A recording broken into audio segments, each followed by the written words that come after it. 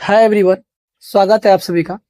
जैसा कि आप लोगों ने देखा होगा कि पिछला वीडियो में मैंने बात किया था कि एसएससी जेईई 2024 के लिए सिविल में जो टेक्निकल और क्या क्या वेटेज था उसको हमने देखा था।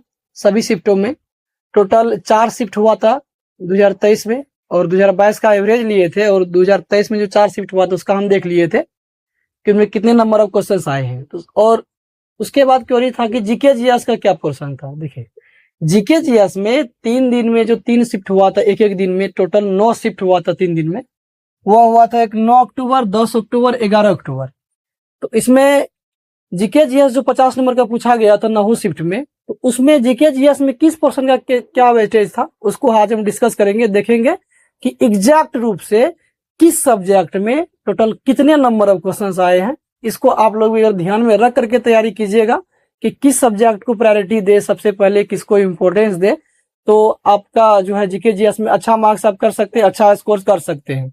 देखिए, एक टेक्निकल विद्यार्थी के लिए सबसे ज्यादा जो सरदर्द होता है यही जीके जीएस ही होता है कि किसी तरह इसमें जो है इसमें पार लग जाए, क्योंकि आपका अल्टीमेट जो सिलेक्शन है वो आपको जीके जीएस नहीं, आपको जो है टेक्निकल पोर्शन दिलाएगा। लेकिन प्री में जो 50 नंबर का पूछता है उसको तो पढ़ना पड़ेगा, इसलिए इसको लेकर ज्यादा टेंशन होता है। तो आज हम देखेंगे कि 9 शिफ्ट में 9 अक्टूबर, 10 अक्टूबर और 11 अक्टूबर को जो 9 शिफ्ट हुआ था उसमें किसका कितना वेटेज था।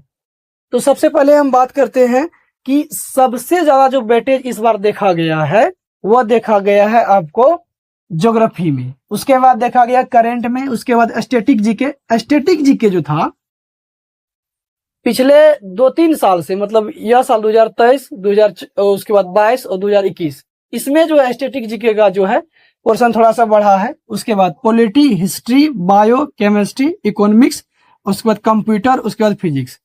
इस बार के 9 शिफ्ट में जो कॉमन चीज देखा गया है वो यह देखा गया कि सभी शिफ्ट में कंप्यूटर से 2-2 मार्क्स आए हैं। सभी शिफ्ट में कंप्यूटर से 2-2 मार्क्स आए हैं। और जनगणना मतलब सेंसस 2011, जनगणना 2011 से सभी शिफ्ट में 2 क्वेश्चंस आए हुए हैं। ठीक है, तो आज हम एक एक सब्जेक्ट को डिस्कस करेंगे कि किस सब्जेक्ट में कितने नंबर ऑफ क्वेश्चंस आए हुए हैं। सबसे पहले हम बात करते हैं कि ज्योग्राफी में सबसे ज्यादा जो वेटेज था वो ज्योग्राफी का ही था। 9 अक्टूबर में जो पहला शिफ्ट था उसमें 11 क्वेश्चन आए हुए हैं। उसके बाद दूसरा शिफ्ट में जो है 10 क्वेश्चन आए हुए हैं।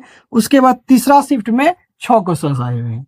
यह था 9 अक्टूबर के तीनों शिफ्ट। और आपको बता दें कि 9 अक्टूबर को जो है पहला शिफ्ट में सिविल का एग्जाम हुआ था, दूसरा शिफ्ट में इलेक्ट्रिकल का हुआ था, और तीसरा में जो है मैकेनिकल का हुआ था। इतना ध्यान रखें। उसके बाद फिर 10 अक्टूबर में पहला शिफ्ट सिविल, दूसरा शिफ्ट इलेक्ट्रिकल और तीसरा शिफ्ट भी सिविल का हुआ था। और 11 अक्टूबर में पहला शिफ्ट था आपका सिविल, दूसरा शिफ्ट था इलेक्ट्रिकल और तीसरा शिफ्ट था मैकेनिकल का। तो जीके जीएस तो सबके लिए कॉमन है। हम 9 शिफ्ट का देख लेते हैं किसमें कितना नंबर ऑफ क्वेश्चंस आए हुए हैं। ज्योग्राफी में 9 अक्टूबर को पहला शिफ्ट में 11, 10, उसके बाद 6। अब 10 अक्टूबर को जो है आया 11 मार्क्स, फिर 11 सेकेंड शिफ्ट में 11 मार्क्स, फिर थर्ड शिफ्ट में भी 11 मार्क्स। देख सकते हैं आप कितना अच्छा खासा ज्योग्राफी का वेटेज आया था। ठीक है, उसके बाद जो 10 अक्टूबर है उसमें आया था 11, 9, उसके बाद 12। इतना जो था वह ज्योग्राफी का वेटेज था।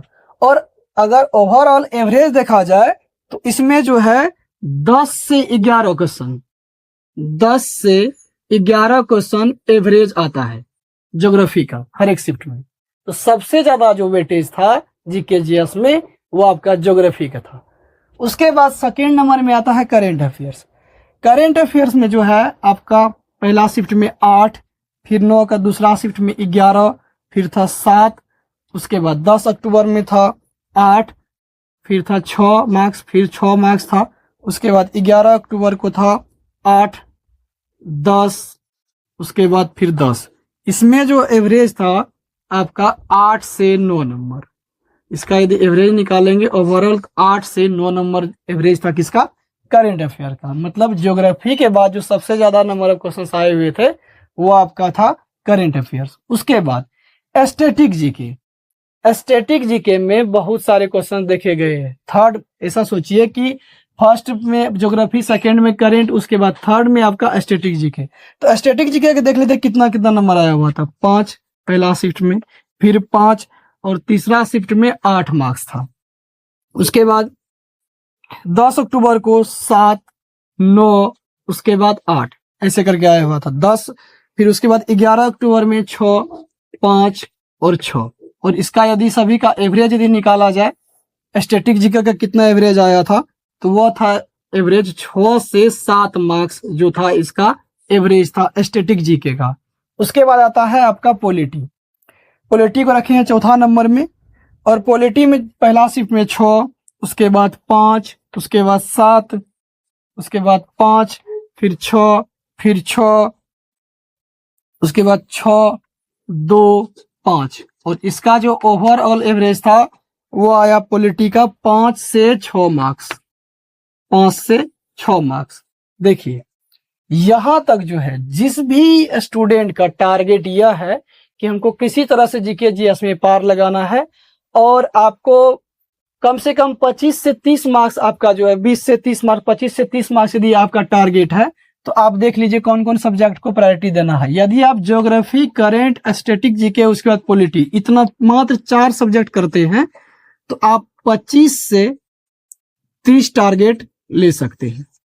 यदि आपका टारगेट 25 से 30 है, तो आपको किन किन सब्जेक्ट पर ज्यादा फोकस करना पड़ेगा। अगर सिर्फ यही 4 सब्जेक्ट को करके जाया जाए एग्जाम में, ज्योग्राफी, करंट, स्टैटिक और पॉलिटी, तो आप 25 से 30 मतलब 20 प्लस 25 प्लस मार्क्स आसानी से ला सकते हैं अगर इसको सही से कर पाए। उसके बाद आता है आपका हिस्ट्री का वेटेज। हिस्ट्री का वेटेज भी देख लीजिए, 5, फिर 5, फिर 5, मतलब लगभग 5-5 मार्क्स आए हैं। फिर 10 तारीख को आया 4, 4, 4, फिर 3, उसके बाद 6, उसके बाद 3। और इसका एवरेज जो है 4 से 5 मार्क्स। हिस्ट्री का एवरेज 4 से 5 मार्क्स पूछा गया। उसके बाद आता है बायो। बायो में जो है पहला शिफ्ट में पहला दिन पहला शिफ्ट में 4, फिर 4, फिर 6, उसके बाद 5, 5, उसके बाद 6, फिर 5, 4, 3। और इसका जो एवरेज टोटल निकाले हैं वो आया है, इसका भी 4 से 5 मार्क्स इसका एवरेज टोटल। उसके बाद बायो के बाद आता है केमिस्ट्री। केमिस्ट्री में जो नंबर ऑफ क्वेश्चंस आए हुए हैं, पहला शिफ्ट में 3, फिर आया 5, फिर 5, उसके बाद 2, उसके बाद 4, 3, 5, 3, 5।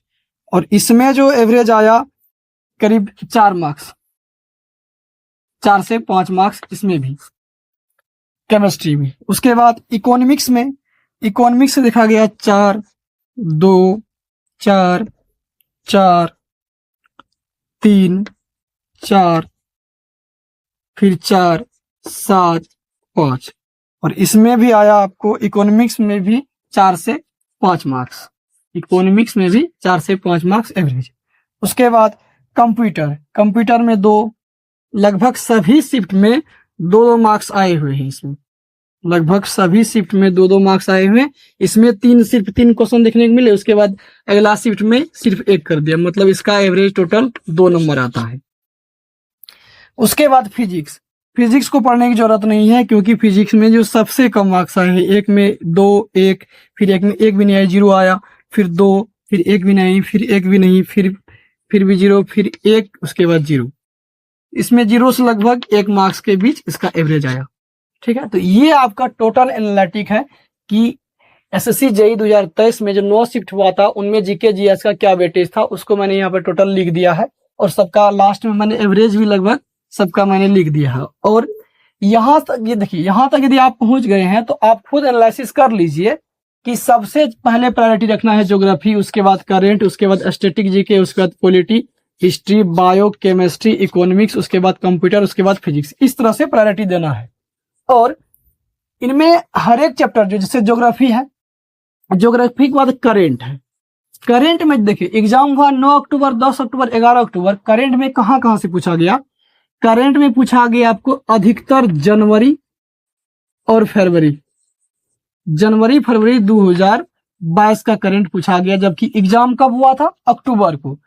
फरवरी, मार्च, अप्रैल, मई, जून, जुलाई, अगस्त, सितंबर, अक्टूबर, मतलब आपको 8 महीना, 8 से 12 महीना पहले तक का भी करंट अफेयर आपको पढ़ के जाना है। ठीक है, तो जनवरी फरवरी करंट अफेयर सबसे ज्यादा देखा गया, अक्टूबर का भी करंट अफेयर देखा गया, उसके बाद नवंबर का भी करंट अफेयर देखा गया, अक्टूबर नवंबर 2022 का। ठीक है, तो लगभग एक साल पीछे जो है, एक साल पीछे तक आपका करंट अफेयर क्लियर होना चाहिए। और करंट अफेयर में भी आप जो है कुछ टॉपिक को याद रख लीजिए। तो करंट अफेयर में देखिए, करंट अफेयर में कुछ टॉपिक जैसे हो गया नियुक्ति हो गया, पुरस्कार हो गया, खेल खिलाड़ी हो गया, उसके बाद कोई आपको स्पोर्ट्स हो गया, कोई खेल किसका आयोजन कहाँ होगा, तो इस प्रकार के करंट अफेयर ज्यादा आए हुए हैं। ठीक है, उसके बाद यदि वही बात की अगर आपका टारगेट 25 से 30 है तो आप इस 4 सब्जेक्ट को फोकस कर सकते हैं, ज्योग्राफी, करंट, स्टैटिक, उसके बाद पॉलिटी। स्टैटिक जीके में तो आप लोग जानते हैं कि किस राज्य का कौन सा नृत्य है, यह मंदिर कहाँ स्थित है, और क्रिकेट में कौन कौन शब्दवाली यूज होता है, कौन से शब्द यूज होता है, चेस में कौन सा शब्द यूज होता है, यह सब आता है किसमें, स्टैटिक जीके में। उसके बाद ये 4 सब्जेक्ट यदि आप कंप्लीट कर रहे थे सही से तो आपको 25 से 30 मार्क्स आसानी से देखने को मिल जाएंगे, इतना से ही। उसके बाद यदि आप 30 से 40-45 टारगेट रखते हैं, मतलब 40 तक टारगेट रखते हैं, तो आप उसमें जो है हिस्ट्री, बायो, उसके बाद केमिस्ट्री, ये तीनों यदि इंक्लूड कर लेंगे, इसमें अगर ये तीनों इंक्लूड कर लेंगे तो आप 35 से 40 तक टारगेट कर सकते हैं, 35 से 40 तक टारगेट कर सकते हैं। और इससे भी यदि आपको आगे बढ़ना है तो इकोनॉमिक्स, कंप्यूटर और फिजिक्स को भी पढ़ सकते हैं। लेकिन मैं अभी के समय को देखते हुए कहूंगा कि आप इकोनॉमिक्स, फिजिक्स और कंप्यूटर ना पढ़ें। आप यदि इतना ही कर लेते हैं तो आपको आसानी से 25 प्लस 30 प्लस मार्क्स आ सकता है।